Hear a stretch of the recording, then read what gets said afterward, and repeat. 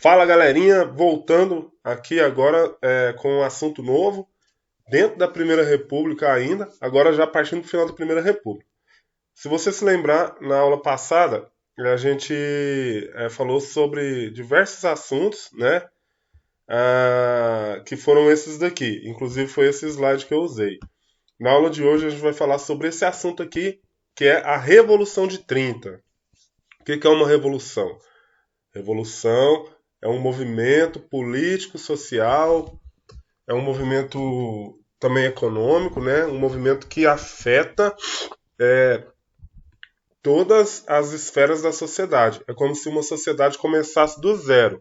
É como se tudo aquilo que existisse em uma sociedade fosse desfeito para ser refeito de uma forma melhor, segundo o ideal dos revolucionários. Em 1930, no Brasil, ocorreu um processo que muitos historiadores chamam de revolução. Por que revolução? Porque ele mudou a forma como a política era feita no Brasil para esses historiadores. Como assim? A política do café com leite e o coronelismo, aquele praticado na Primeira República, ele sofreu uma interferência.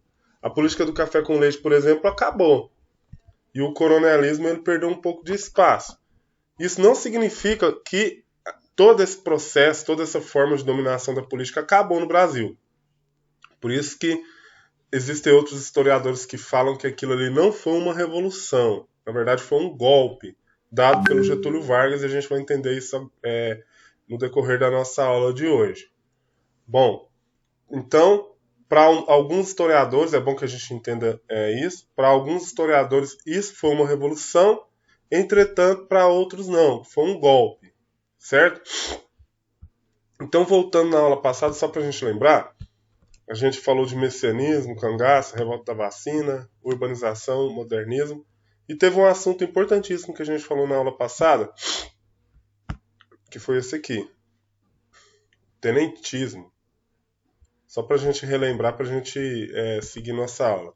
Então, o tenentismo ele foi esse conjunto de movimentos políticos militares que visava dar uma nova cara para a política brasileira, para a sociedade brasileira. Eles queriam acabar com a política do café com leite, queriam que o voto passasse a ser secreto, queria uma reforma educacional, enfim. Eles queriam que o Brasil fosse mais justo, como a gente está vendo aqui por esse slide. Eles queriam o fim do voto cabresto, eles queriam um sistema educacional público que atendesse a população, que o voto fosse secreto, né, e entre outras coisas. E aí a gente teve dois grandes movimentos tenentistas, os 18 do Forte e a Coluna Prestes. A Coluna Prestes ela saía pelo Brasil marchando, de cidade em cidade, pedindo para a população aderir ao movimento para que eles conseguissem tirar a política do café com leite do poder. Aquele revezamento que ocorria entre São Paulo e Minas Gerais no cargo de presidente da República. Certo? Então, esse foi o assunto da aula passada. Então, hoje a gente vai falar sobre a Revolução de 30. Vamos nos situar na nossa linha do tempo aqui para a gente lembrar. Bom, essa é a linha do tempo da República no Brasil, que a gente já trabalhou algumas vezes durante esse ano. E o período que a gente estudou até aqui é esse aqui, da República Velha, também conhecida como Primeira República, e que tinha um forte arranjo político também conhecido como República do Café com Leite, que a gente já falou, que era o revezamento na presidência da República entre as oligarquias de São Paulo e Minas Gerais, entre os fazendeiros de São Paulo e Minas Gerais, que comandavam a política no Brasil. Então, de 1889 a 1930 é essa República Velha. Tudo que a gente já falou nas nossas aulas, então aconteceu nesse período aqui. A Revolução de 30, então, ela vai acontecer aqui em 1930, né? É o momento, então, que o Getúlio Vargas chega ao poder através de um golpe de Estado, né? Pouco depois desse movimento do tenentismo. O tenentismo foi também importantíssimo porque ele deu base, ele ajudou, ele sustentou esse golpe dado pelo Getúlio Vargas e o partido dele, a Aliança Liberal. Então, em 1930 começa uma nova fase da República no Brasil, que é a Era Vargas, que a gente vai começar a estudar agora, então, que vai de 1930 a 1945, certo? Então, é importante a gente ter a linha do tempo para a gente entender em qual época da história a gente está. Vamos seguir. Em 1930, iria acontecer eleições no Brasil. E a eleição, ela foi entre Júlio Prestes, que é esse rapaz de bigode aqui, e o Getúlio Vargas, esse cara aqui do lado direito. Aqui estão os dois cartazes de campanha política dos dois.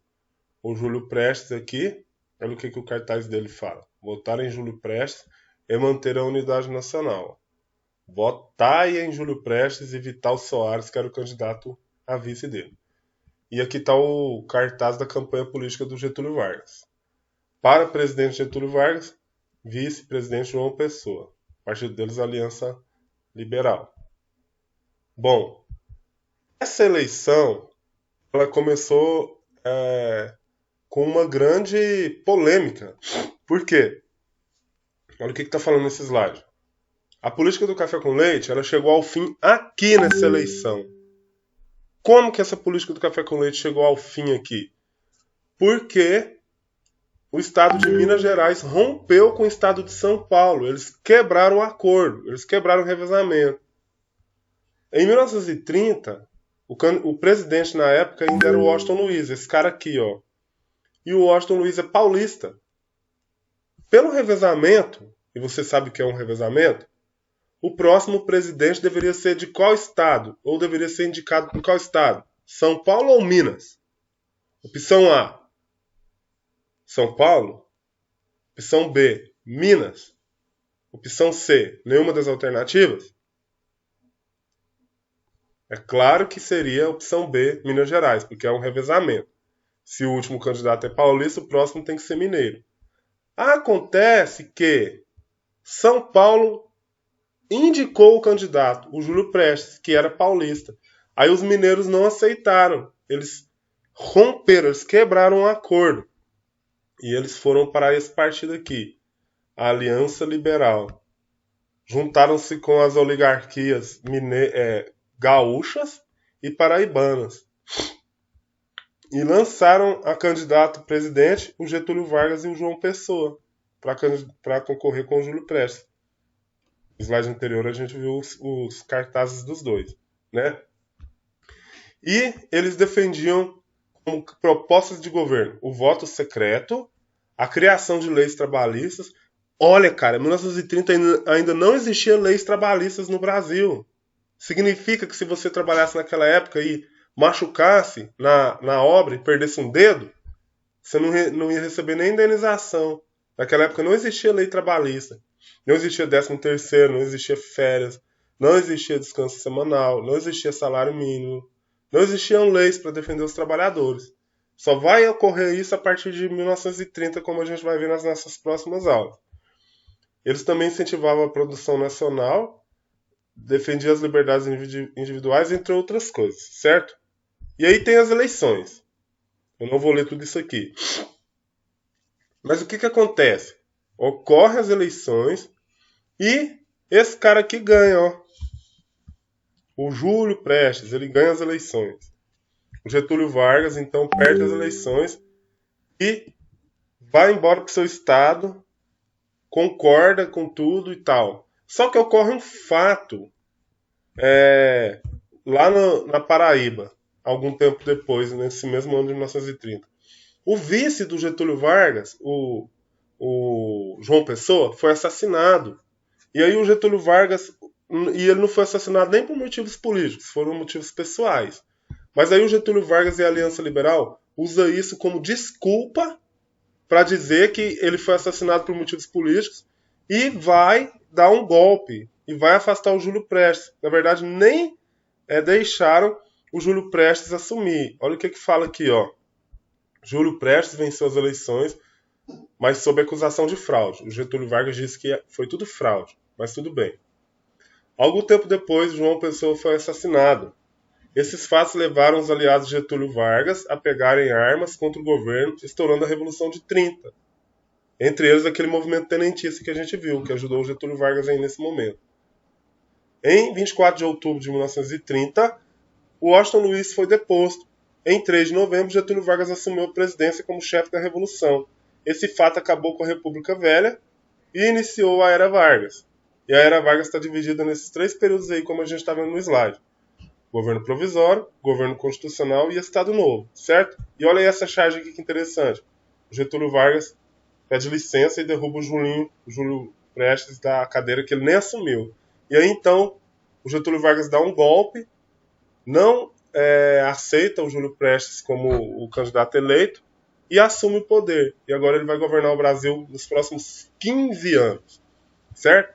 Então, como a gente pode ver aí, naquela época era comprovado, existiam fraudes, o Getúlio Vargas, então, ele falou que na eleição ocorreu fraude, assim como até hoje existem políticos que dizem que nas eleições ocorrem fraude.